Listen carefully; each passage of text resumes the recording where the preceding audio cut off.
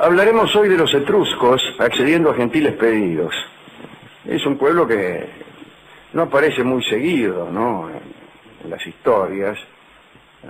Todos están incómodos cuando se habla de los etruscos. Siempre tenemos la sensación de que los romanos los desalojaron y que rompieron cualquier vínculo con el pasado. Cuando estudiamos en el colegio nos enseñan la historia del Egipto, de los asirio-caldeos, del Oriente, los fenicios, los hebreos, después los griegos, los romanos, y los etruscos preguntan, bueno, no preguntar, imagínense quién va a preguntar por los etruscos, pero deberían preguntar. Uno no pregunta ante el temor de que se incorpore ese periodo al plan de estudios, ¿no?, haciéndolo todavía más fastidioso. Así que el alumno no pregunta por los etruscos.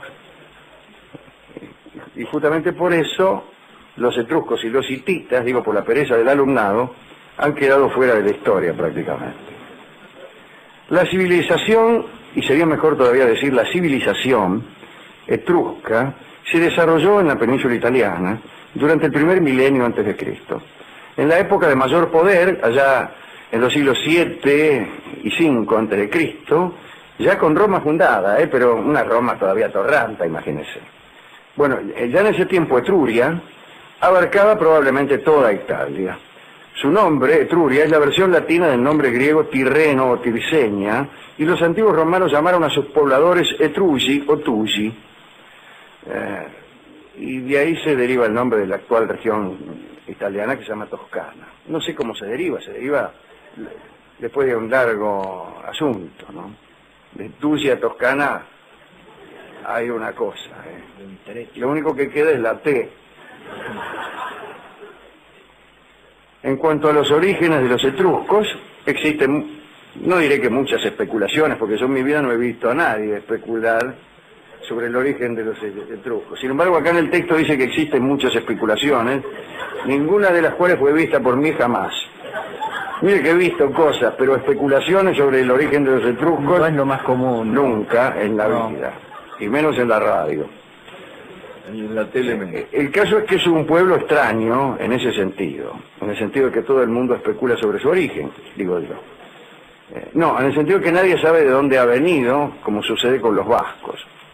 El griego Herodoto, nuestro amigo Herodoto de Halicarnaso, decía que los etruscos provenían de Lidia, no Libia, que es en el África, sino Lidia, que es en el Asia Menor.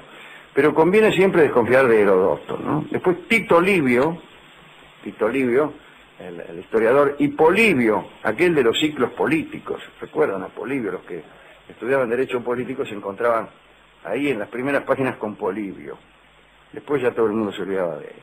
Bueno, en todo caso Polibio estaba de acuerdo en que esta gente venía del Asia Menor. En cambio, Dionisio de Halicarnaso, también de Halicarnaso, el mismo barrio que Herodoto, decía que los etruscos eran una raza indígena italiana. Indígena quiere decir que no venían de ninguna parte, que estaban allí. Siempre es más cómodo sostener que unos señores que están en un lugar no provienen de ninguna parte. Después de todo, es tan serio sostener que siempre estuvieron allí como sostener que han venido de cualquier otro sitio, ¿no? Porque nadie sabe nada. Sabemos que sí, allá por el año 1000 a.C. estaban ahí los ñatos. Los etruscos hacían continuamente alianzas entre ciudades para obtener ganancias económicas y políticas, y a su vez los griegos, los romanos, los cartagineses, los que compartían aquella época con los etruscos, solían aliarse entre sí para jorobar a este pueblo. De todos modos, allá por el siglo V antes de Cristo, el poder de los etruscos fue reducido. Los romanos sometieron la mayor parte del centro y sur de la península, como saben ustedes, y muchas ciudades etruscas quedaron bajo el dominio de Roma.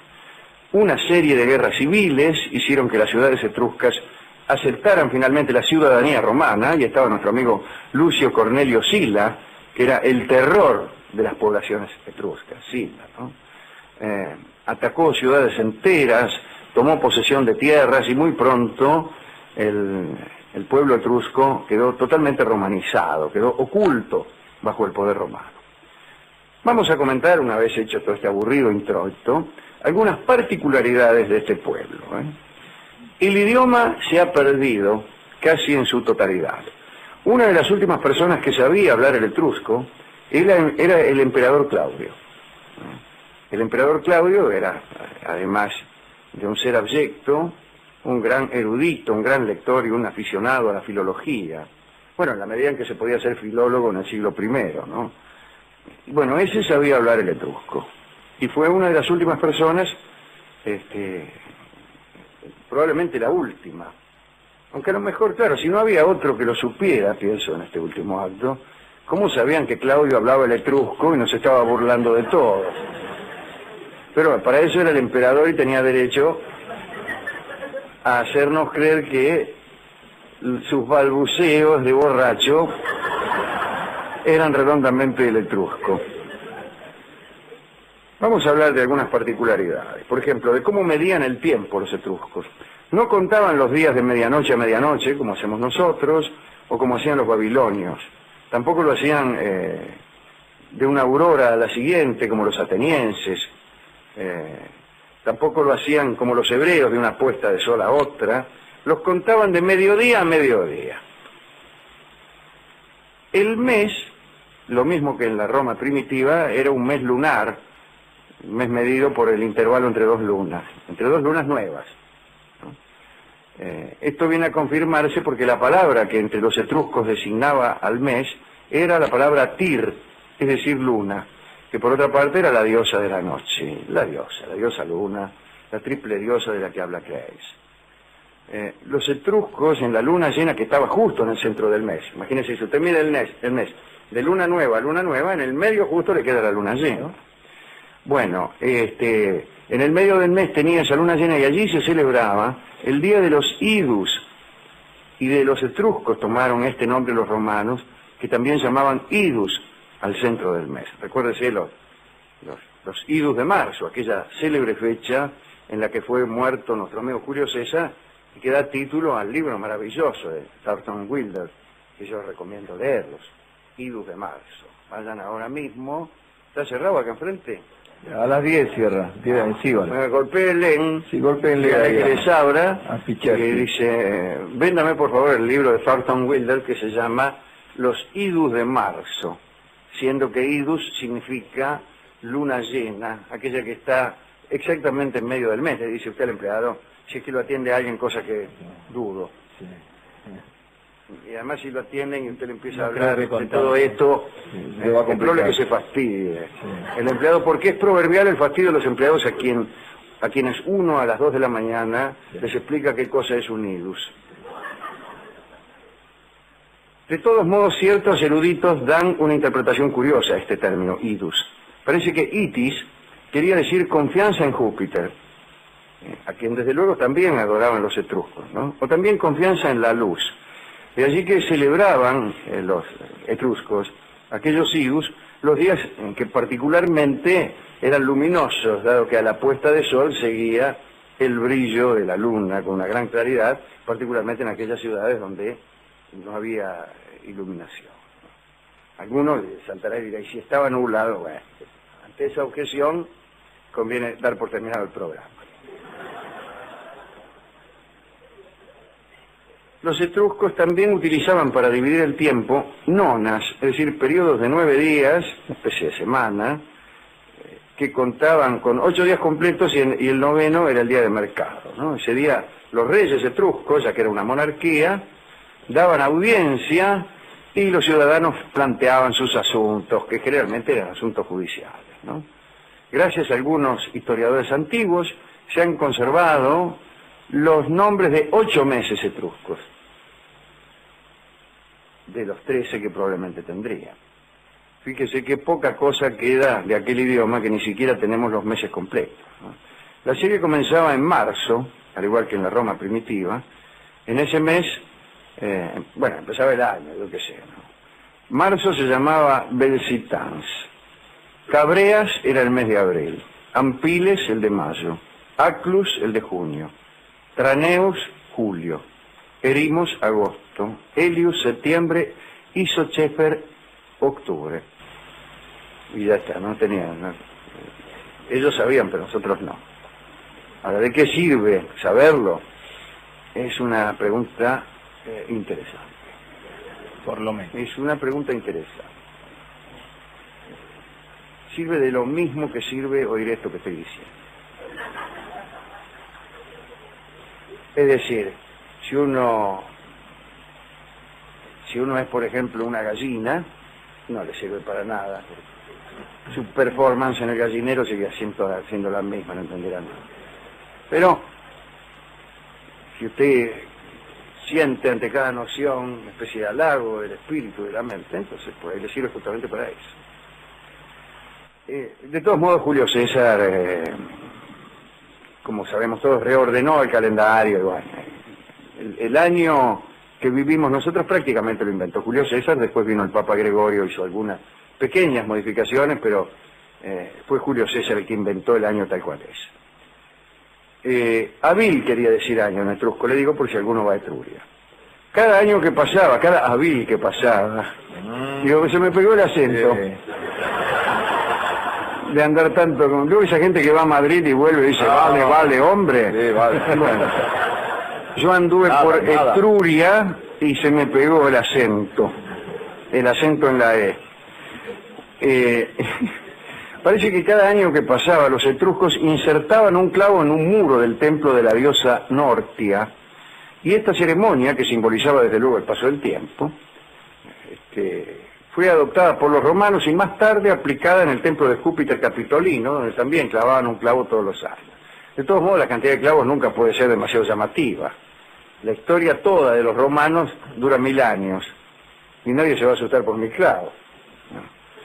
Tendríamos que clavar uno por día, entonces, pero eso ya resultaría un poco engorroso, en fin. Finalmente estaban los siglos. Un siglo entre los etruscos no duraba 100 años, sino que era de duración variable y correspondía a la duración máxima de una existencia humana.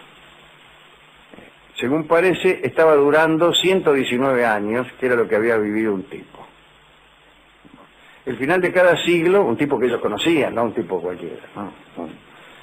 El final del siglo estaba anunciado por prodigios, o a falta de prodigios, bueno, qué sé yo, cualquier cosa. La interpretación de esos prodigios dependía de los arúspices. Según ellos, la nación etrusca debía subsistir durante 10 siglos, que es más o menos lo que subsistió, un poco menos. Sí, ya en el siglo III, estaba medio... la historia de los etruscos comenzaba en el 968 a.C. Ellos lo fechaban de otra manera, naturalmente, ¿no? Entre otras cosas porque Cristo aún no había nacido. Bien, hablemos de la música de los etruscos, que es lo más interesante. En realidad estoy diciendo todo esto nada más que para contarles cómo era la música etrusca. Lo que tiene de extraño la música etrusca es que era una música que servía para acompañar todo. Era como música de fondo de aquella civilización. Por empezar, en lo estrictamente técnico, los etruscos eran alumnos de los griegos, siguieron las pautas musicales de los griegos. Pero la música les servía para compasar el movimiento de los danzarines. Te dirá, bueno, eso es usual. Pero también intervenía en la liturgia de las ceremonias religiosas, acompañaba a las tropas de combate. Seguimos yendo bien. Pero Aristóteles contó que los etruscos tocaban música durante los combates de boxeo. O sea que estaban ahí los boxeadores y sonaba... Ese rincón, el campeón de los etruscos. No, la que tocaba...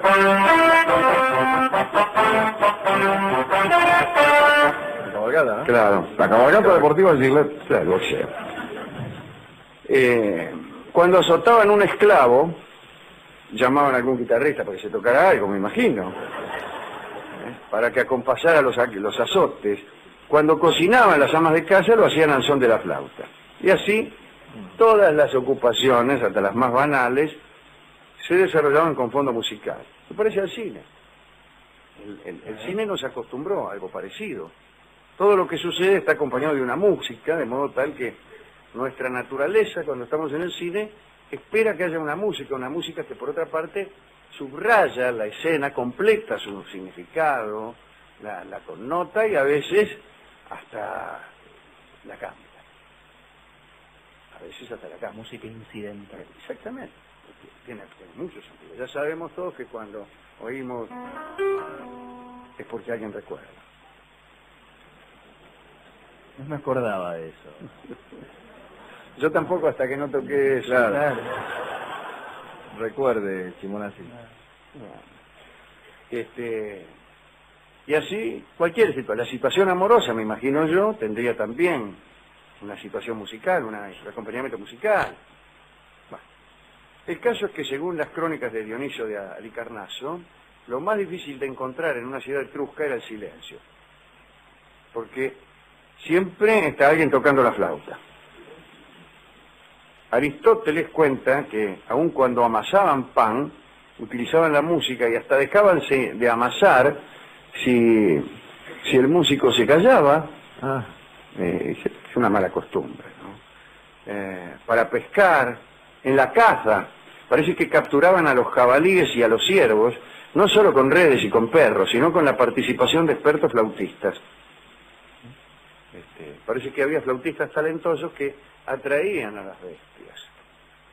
Parece que las bestias compartían el criterio musical de los etruscos. Tito Livio cuenta que en el silencio y la paz reinantes en el campo, la música llegaba hasta las cumbres de las montañas, hasta el fondo de los valles, y cientos de animales melómanos caían en las redes de los cazadores. Bueno, yo no me lo creo mucho, pero no, sí que esta parte no. la flauta era el instrumento preferido de los etruscos. Existían también las liras, las cítaras de 7 cuerdas y instrumentos de toda índole, ¿no? En general los constructores de instrumentos eran griegos en aquella época. Los flautistas eran llamados sugulones. Me imagino que no sin algún afán peyorativo. Imagínense, nadie en este mundo puede ser llamado sugulón sin algún ánimo de menosprecio.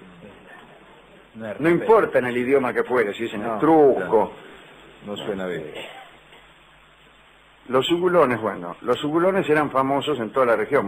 Con ese nombre, ¿quién no se hace famoso, no? Sugulón. Sí, Roma adoptó la costumbre de hacerlos venir de Etruria, que quedaba ahí mismo, por otra parte, para la celebración ritual de los sacrificios que generalmente eran precedidos por unos aires de flauta, ¿no? Nunca mejor aplicada la palabra aire que en su relación con la flauta.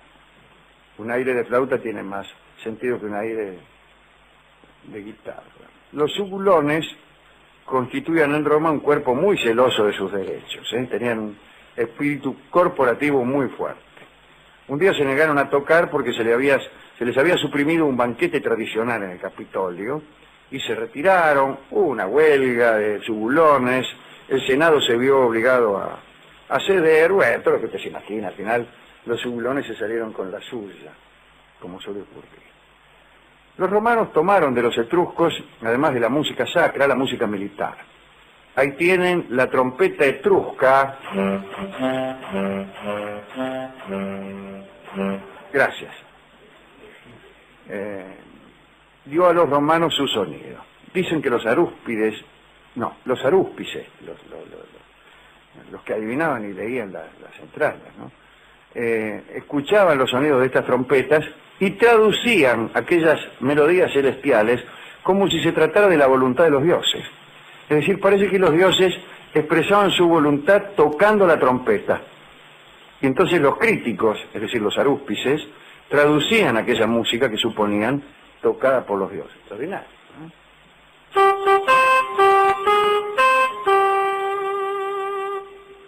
¿Qué dijo el Supremo? Hay que ver.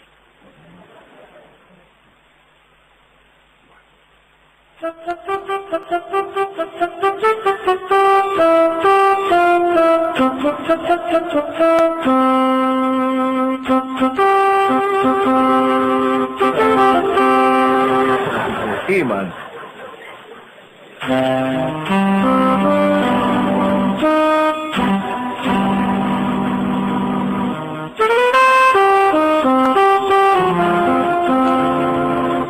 Caramba, ¿no? Qué expresión. Bueno, hablemos para terminar de un juego llamado Fersu, que... Bueno, ya hemos hablado de la música, pero no hablamos nada de la música. Lo que he dicho es nada. No sabemos nada de la música de la antigüedad porque no había forma de anotarla. Todo lo que se dice es repetir cosas que se han escrito acerca de la música. O sea, son metáforas, sustituciones, pero ningún dato. Es como si todo lo que supiéramos de la voz de un gran cantante fueran testimonios de los poetas. Como ocurre con las grandes cantantes del siglo XIX, que no había grabación. Entonces sabemos lo que decían los críticos. Ah, la Patti con su maravillosa magia, es una voz que parece provenir del cielo y enciende el corazón. ¿Qué sé yo? Sé cómo escribía un tipo, pero no sé cómo cantaba ella. Sé mucho del crítico, un poco macarrónico para escribir. Bien. Entonces, todo esto que decimos de la música no existe. No sirve. No. Pero el juego de Fersu era un combate y al mismo tiempo un suplicio, y preanunciaba los martirios del anfiteatro romano. Al parecer los etruscos tuvieron durante mucho tiempo la costumbre de sacrificar a los prisioneros para complacer el espíritu de los guerreros muertos. Parece que allá en el otro mundo los guerreros que eran finados, los etruscos finados, se complacían cuando se martirizaba a los prisioneros. Desde luego era una costumbre que los hacía muy populares entre los vecinos a los etruscos. En las regiones cercanas al Tíbet y lejanas de Etruria,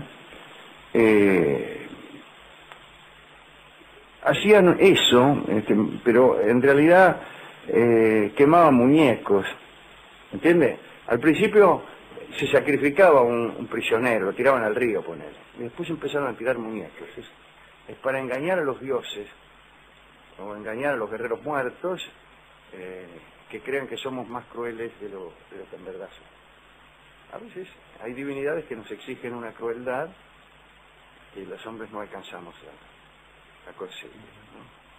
Bueno, en el año 358 a.C., durante una guerra entre Roma y Tarquinia, que era una región etrusca, parece que 307 soldados romanos fueron inmolados por los etruscos para complacer a los espíritus de sus guerreros muertos. Los mataban a los prisioneros sobre su tumba, cavaban una fosa y después lo metían ahí para no tener que andar con un tipo de un lado para otro. Muy práctico. Pero se les daba una oportunidad, como en las películas de vaqueros. Se los dejaba combatir a los condenados delante de su propia fosa. Y tenían una posibilidad de sobrevivir, aunque una posibilidad escasani, porque le cubrían el marote con una bolsa, de modo que combatían a ciegas, ¿no? Y generalmente perdían. Así que si perdían no veo para qué hacían semejante cosa. Creo que era, más que de piedad, un gesto de crueldad. Bueno, estos eran los etruscos, ¿no? Amén del amigo Claudio, durante toda la época romana nadie se interesó en ellos, y cuando los humanistas trataron de indagar en la historia etrusca no encontraron casi nada. Y como suele ocurrir cuando un pueblo no tiene suficientemente escrita su historia, hay una tendencia a considerarlos comodines, ¿no? Un día nos conviene que vengan de Occidente, otras veces hay que unirlos a la invasión aria, en fin, vaya a saber quiénes eran. Estaban ahí en el centro de Italia y están ahí algunos monumentos, algunas tumbas etruscas que fueron despreciadas por Vittorio Gassman, no sé si en El Sorpaso, en una de esas películas. Así que el olvido ganó la partida, porque otro pueblo les pasó literalmente por encima, los pisó, los sumergió y nos impidió conocerlos. ¿Qué héroes etruscos estaremos omitiendo? Y se estarán dando vuelta en sus tumbas aquellos héroes, diciendo, ¿y por qué no me nombran a mí estos desgraciados? Están hablando de los etruscos y yo fui el más grande de los etruscos. No sabemos quién era el más grande de los etruscos. El olvido parece haber ganado la partida, como sucedió con los hititas, nombrados al comienzo de esta charla. Me olvidé de nombrarlos porque formaba parte también de la ignorancia de los estudiantes. Pasamos del largo, los hititas eran incómodos, pero eran incómodos por otra cosa. Ahora creo que los chicos de hoy deberían estudiarlos. Hace 20 o 30 años aparecieron nuevos datos sobre los hititas que antes no los teníamos. Bueno, no importa, es que los así. ¿A quién dedicar este recuerdo de ese pueblo? Tuvo tanta mala suerte con el olvido, ¿no? Si estuviera Rolón, no ganaríamos gran cosa, porque no hay ninguna mina. No hay mina, claro. Claro, no. Se dedica a eso. Hubiera dicho algo de la Gran flauta, olvido. yo como es Rolón, ¿no? Algún chiste sobre Bartolo que toca la flauta, sobre Un un agujero abuelito solo. No, yo a los subulones Sí, y a simpáticos. los subuloncitos. A la musicalidad, Los subulitos. gustaría también. Subulitos. Sí. Esta musicalidad que acompañaba todo.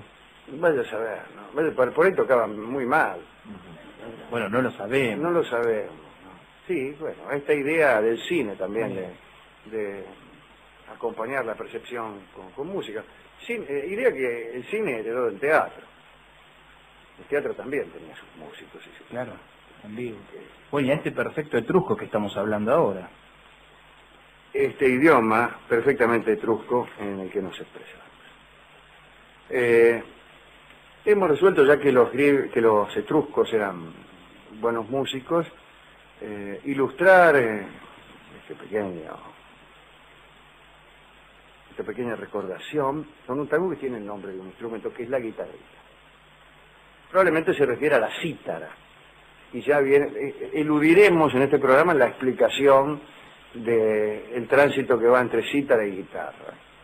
No hay forma de evitar que en los programas supuestamente cultos se explique eso. Guitarra viene de cítara y de citar y de guitarra, déjame más, que me importa. Como si no fuera evidente. La guitarrita se llama este tango. Es un tango de Eduardo Arolas, cuya reputación de filólogo es ciertamente inferior a la de bandoneonista. De todos modos, se las ingenió para componer un tango dedicado a los etruscos. La guitarrita la toca